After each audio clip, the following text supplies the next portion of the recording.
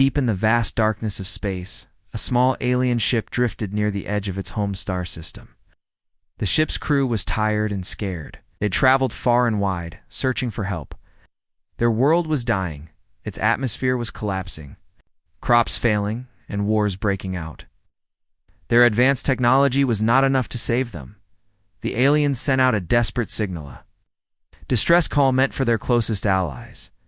The message was encoded in a language only their species and a few trusted civilizations could understand. But the message had a mistake. It was sent using an old, unstable transmitter, and its signal leaked across the galaxy, reaching an unexpected destination, light years away on Earth. In a high-tech command center hidden beneath a mountain, the signal appeared on the monitors. The staff at the Global Space Defense Agency stared in disbelief. They had never seen a transmission like this before. Code was strange, complex, but not impossible to break. Lieutenant Sarah Collins, one of the top communications officers, sat at her station. Her fingers moved quickly over the keyboard as she worked to decode the mysterious signal. Around her, other experts gathered, whispering and exchanging theories. "This is not a random space noise," Sarah said quietly. "This is a deliberate message and SOS." The room grew silent as the message became clearer. The distress call described a grave situation on a distant planet. A civilization was on the brink of extinction, and they needed urgent help. The message ended with coordinates that pointed to a star system. Humanity had never studied closely. The commanders faced a difficult decision. Earth's space fleet was limited, and humanity itself was still growing into its role. As a galactic player, they had no guarantee this call was real.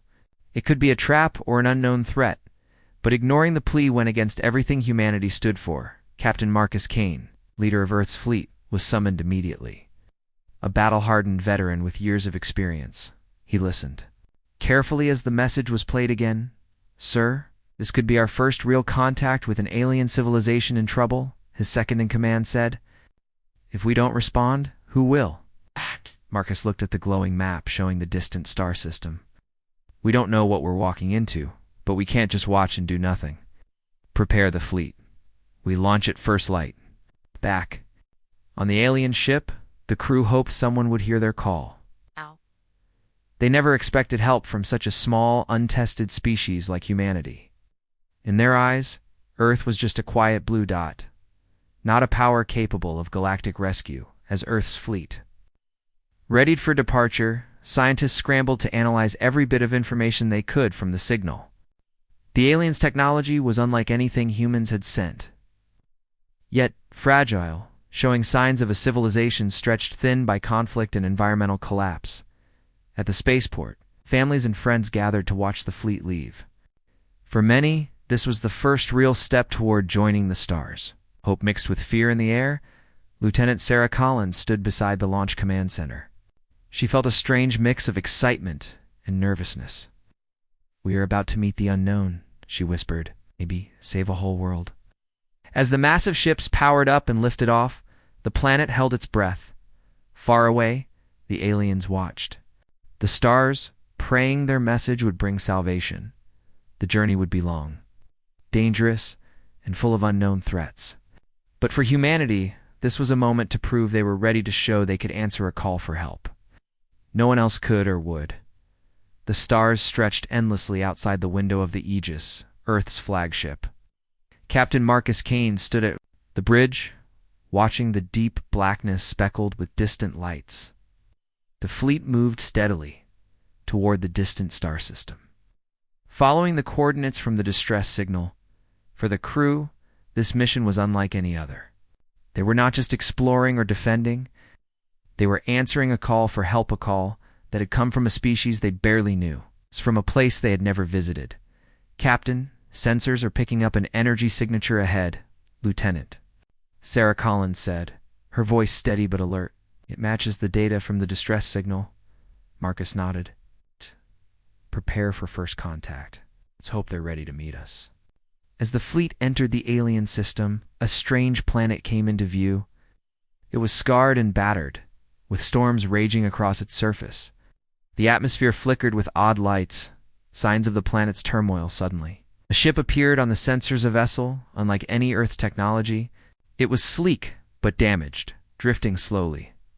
On the Aegis, a team was sent to establish communication. The ship's language was difficult to decode, but the distress message had helped the linguists prepare. After tense moments, a message came. "Through, who are you? Why have you come?" Captain Kane answered carefully.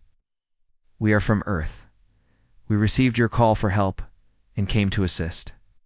There was silence. Then the reply, "We did not expect help from you," called others. The alien's voice carried surprise, suspicion, even fear. The ship's commander, a being called Varin, appeared on the screen.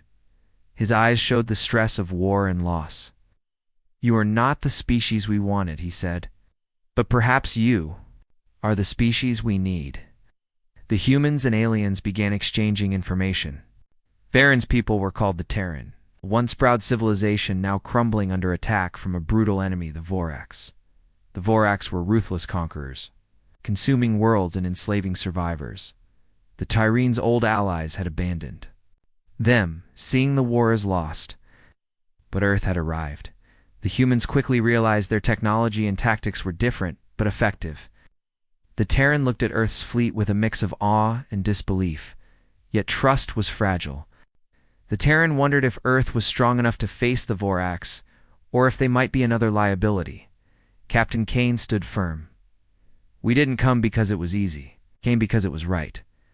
Meanwhile, on the Terran ship, tensions ran high. Some crew members argued against trusting humans. Others saw the chance for survival. The uneasy alliance formed in the shadow of a growing storm. Suddenly, alarms blared. Sensors detected a fleet of Vorax warships entering the system. The enemy was close. "We don't have much time," Marcus said. "Prepare for battle. We protect the Terran. We protect this planet." The humans and Terran rushed to ready their ships. The first true test of their alliance was about to begin. Outside, the stars lit up with the fury of war. The silence of space shattered as the Vorax fleet burst into the system like a storm of death. Their ships were enormous, dark, jagged, and bristling with weapons. They moved with terrifying speed and precision. The humans and Terran had little time to prepare. Captain Marcus Kane stood on the bridge of the Aegis, his eyes sharp and steady. "All units form up. Protect the Terran homeworld at all costs." The Terran warships, though damaged and fewer in number, fought bravely alongside the humans. The two forces combined their tactics, humans with their fast, agile fighters, Terran with heavy weaponry and shield technology, but the Vorax were relentless. Their ships fired beams that cut through shields like paper, and their fighters swarmed in deadly waves.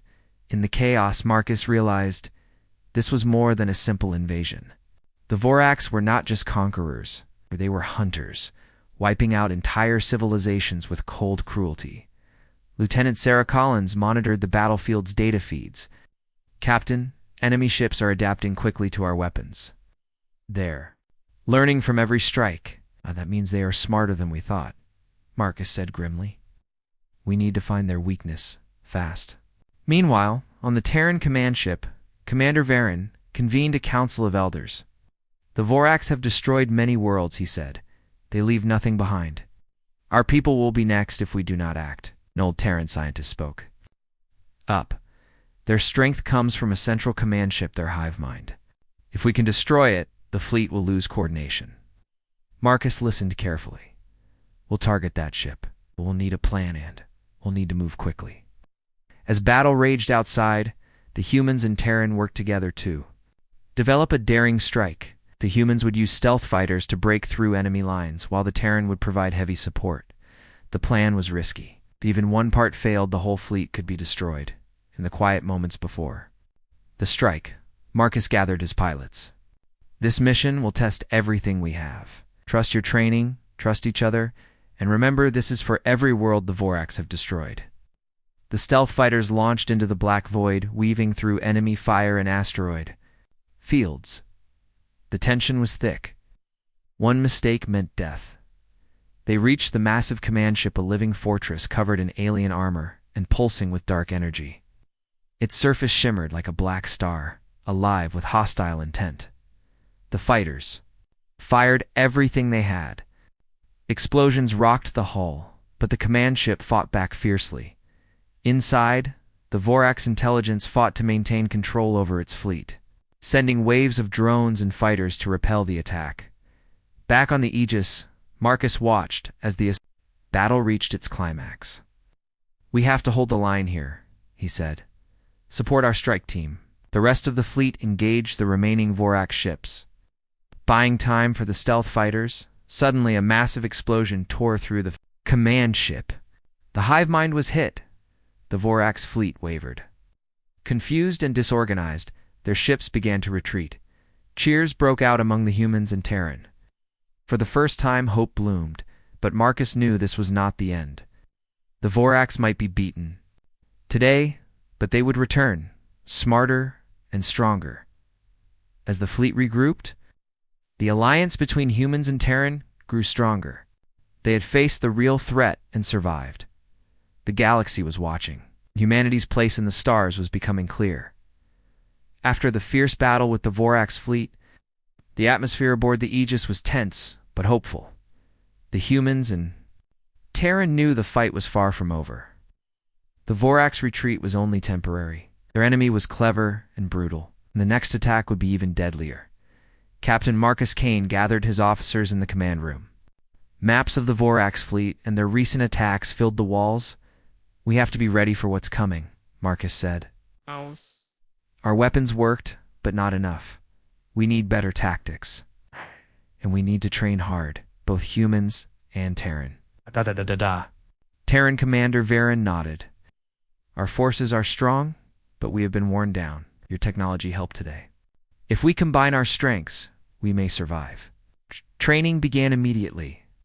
Humans taught the Terran new ways to use their ships in battle.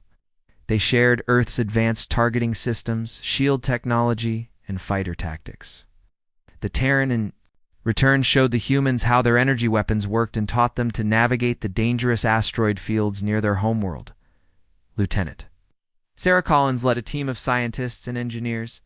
They studied Terran technology carefully, trying to merge it with human systems. It was not as Zellian tech, was often strange and unpredictable, but slowly progress was made. On the training grounds, pilots from both species flew together. The humans learned to trust the Terran's heavy firepower, and the Terran admired human pilots' speed and skill. Bonds started to form between the two crews. Despite their different cultures and languages, however, the pressure was heavy. Everyone knew the Vorax would return and stronger than before. One day, while training, an alarm suddenly rang through the fleet. Sensors detected unusual activity near the planet's surface, signs of a Vorax scouting party. Marcus and Varen rushed to the bridge. "They're probing our defenses," Marcus said. "We can't let them get close." Fighters scrambled to intercept. The battle was fierce but brief. The Vorax scouts were pushed back with heavy losses after the fight. The crew felt both relief and dread. The enemy was testing their limits, learning their weaknesses. In a quiet moment, Sarah talked with a Terran officer named Kira. "Your people are brave," she said, "but this war is bigger than any one world." Kira nodded. "We have lost much, but with your help, maybe we can win." Marcus addressed the entire fleet. "This war will not be easy. We face an enemy that will stop at nothing, but together we are stronger. We will train, prepare, and fight not just to survive, but to win." The fleet prepared for the battles ahead, ready to face the darkness that loomed in the stars. The day the Vorax fleet returned, the tension aboard the Aegis was almost unbearable. Captain Marcus Kane stood on the bridge, watching the dark shapes of enemy ships closing in. The combined fleet of humans and Terran was ready, but the weight of the coming fight pressed heavily on every soul. The Vorax were not just powerful, they were ruthless. Their ships moved like shadows, attacking in waves with precision and deadly force. The humans and Terran fought back with everything they had. "Battle stations," Marcus ordered. "Remember your training. Protect the planet at all costs." The first wave hit hard. Energy beams tore through shields and explosions lit the void. Human fighters darted through the chaos, trying to disrupt the Vorax formations. Terran warships unleashed heavy fire, their cannons booming with power. Lieutenant Sarah Collins flew one of the fastest fighters, weaving through enemy fire. Her heart pounded, but her mind stayed sharp. She targeted a Vorax command ship, hoping to weaken the enemy's coordination. Below, on the planet, the surface defense systems activated. Ground troops prepared for possible landings, knowing that battle could come to their homes. As the battle raged, the humans and Terran learned to work together like a single force. Humans' speed and agility, combined with the Terrans' heavy weapons, created new strategies the enemy wasn't ready for. But the Vorax adapted quickly. Their fighters began to anticipate human moves. Their capital ships formed tighter defenses. Midway through the fight, sudden shockwave from an enemy superweapon rocked the fleet. Several ships were damaged or destroyed. Marcus gritted his teeth. Hold the line. We can't lose now. Sarah's fighter was hit, but she managed to steer it away before it exploded. Her squadron regrouped and launched a daring counterattack on the enemy's flanks. The battle stretched on for hours, each side taking heavy losses. The stars were filled with fire and debris. Finally, the humans and Terran managed to push the Vorax fleet into retreat. The survivors limped away, battered but not broken. Cheers and cries of relief echoed through the fleet. It was a victory, but a costly one. On the bridge of the Aegis, Marcus looked at the damage reports. We won this battle, he said, but the war is far from over. Varen, the Terran commander, joined him. Your people fought with great courage. Perhaps we have underestimated humanity. Marcus nodded slowly. We fight not because we want war, but because we must protect life. The first battle had been won, but the price was clear. The alliance between humans and Terran had been tested in fire, and had survived. The real war was just beginning. The victory was fresh, but the fleet knew it was only the beginning. The Vorax were retreating for now, but their power was far from broken. Captain Marcus Kane stood on the bridge of the Aegis, staring at the damaged ships docked for repairs. The scars of battle were everywhere: burned hulls, shattered shields, and lost lives. Captain, Lieutenant Sarah Collins approached with a datapad. We've detected something strange in the system. Marcus looked at the screen. Is it? It's a low-level energy signature. But it's not from the Vorax fleet, Sarah said. We can't identify it. It's hiding maybe a cloaked ship or a trap. Varen, the Terran commander, frowned. The Vorax are dangerous. But they are not the only threat. This could be something worse. The fleet went on high alert. Patrol ships scanned the dark corners of space, searching for the hidden enemy. Days passed with no sign. Then suddenly, a series of sensor readings showed rapid movement near the planet's orbit. Contact, Sarah announced. Multiple small ships, moving fast. Could be Vorax scouts, Marcus said, readying his crew. But when the ships appeared on the scanners, they were unlike anything the humans or Terran had seen before. Small, fast, and covered with strange symbols. Their design was alien and unfamiliar.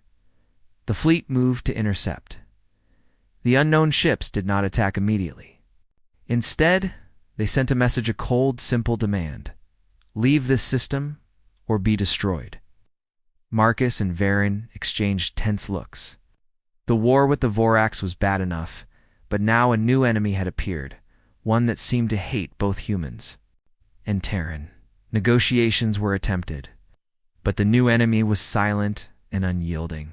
The fleet prepared for battle once more, knowing that this new foe could be even more dangerous. In the quiet moments before conflict, Sarah studied the enemies. Signals. She found a pattern, a rhythm that seemed almost like a warning. Then, suddenly, a massive explosion rocked the fleet. The unseen enemy had struck first, targeting the supply ships and catching the fleet off guard. Chaos erupted. Fires burned in the corridors of the Aegis. Alarms blared. The crew scrambled to fight fires and repair systems. Marcus ordered an emergency retreat. Fall back. Protect the planet. The fleet pulled away, damaged but alive. On the command deck, Marcus faced his officers. We have two enemies now, the Vorax and this unknown force. We must find a way to survive. Varin nodded grimly. The galaxy is darker than we thought. Sarah looked out the viewport. We answered one call for help. But maybe the real fight is just beginning. The unexpected enemy was a shadow in the stars, silent, deadly, and determined to destroy anything that stood in its way, and humanity had no choice but to fight. The fleet limped back to the Terran homeworld's orbit, battered and weary. The crew moved like ghosts through the dim corridors of their ships. The victories felt hollow with the new enemy, looming unknown and deadly. Captain Marcus Kane and Commander Varin held a tense meeting in the Aegis's war room. The flickering holograms showed star maps, ship positions, and damage reports. "We've fought 2 wars now," Marcus said quietly, "but our forces are stretched thin. We need new strategies." Varin looked grim. "Our people are losing hope. Some question whether humans can be trusted to lead this fight." Marcus frowned. "We came to help, not to command. But if trust is fading, we have to earn it." Outside the war room, whispers grew among the Terran crews. Some saw the humans as reckless newcomers. Others admired their courage and strength. The alliance was fragile, built on necessity, not friendship.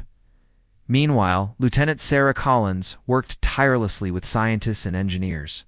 They developed new weapons, combined human and Terran tech, and searched for ways to detect the unseen enemy. In the mess hall, Sarah met Kira, a Terran pilot. "Do you think the humans can win?" Kira asked quietly. Sarah looked around. "I think we have to, for all our sakes." The next days were filled with drills, briefings, and tense quiet. Every crew member felt the weight of what was to come. Then, a new message arrived, a plea from a neighboring star system. They had seen the fleets fight and wanted to join the alliance against the Vorax and the unknown enemy. Marcus and Varin called a council. "More allies could mean more strength," Marcus said, "but it also means more risks." Varin nodded. "Trust is hard to come by in war." The fleet prepared to welcome new allies, strangers who could tip the balance of power. But with more ships came more secrets. Not all allies had the same goals. Suspicion grew. In the shadows, the unseen enemy watched, waiting for the perfect moment to strike again. Marcus knew that the true test of the alliance wasn't the battles, it was whether they could survive. The doubts and fears within, he turned to Varin. "We must be stronger together, or we will fall divided," Varin agreed. "For our people, for our future, we fight as one." The stars held their breath. The combined fleet hovered in the dark space near the Terran homeworld. Ships from many species, including humans and their new allies, gathered under one flag, a fragile but hopeful alliance. The war had lasted longer than anyone imagined. The Vorax were fierce. The unseen enemy remained the greatest mystery and threat. Captain Marcus Kane stood on the Aegis bridge, watching the stars like silent watchers. His crew was tired, battle-scarred, but ready. This was their last chance to protect not just a planet, but the future of many worlds.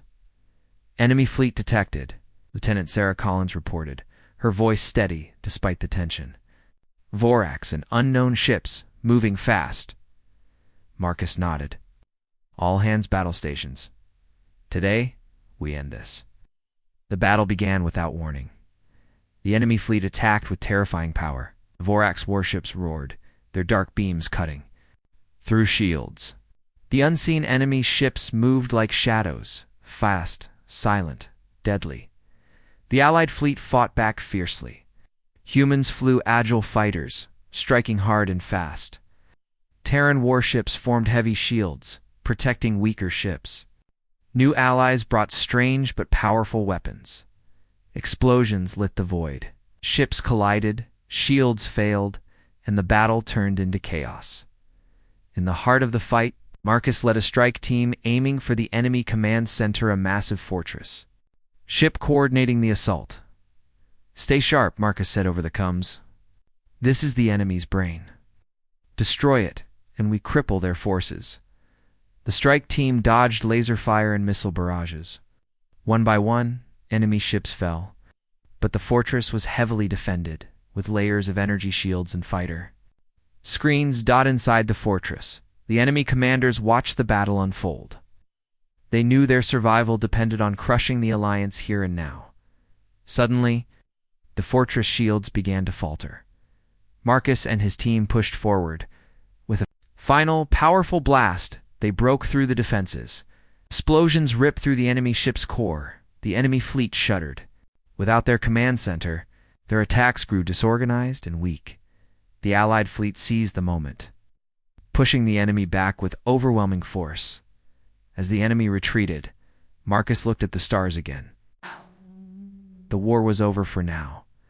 Back on the Aegis, the crews celebrated quietly. They had survived. They had won, but Marcus knew the peace was fragile. The galaxy was wide, full of dangers and mysteries. Humanity's place was no longer just on Earth. It was out here, among the stars, ready to fight and protect. As he stood at the window, Marcus thought of the signal that had started it, all the call for help from a distant species. It had brought humans into a war they never expected. But it had also shown something greater, that even in the darkest times, hope could shine. The final battle was won. But the story of humanity's rise among the stars, was just beginning.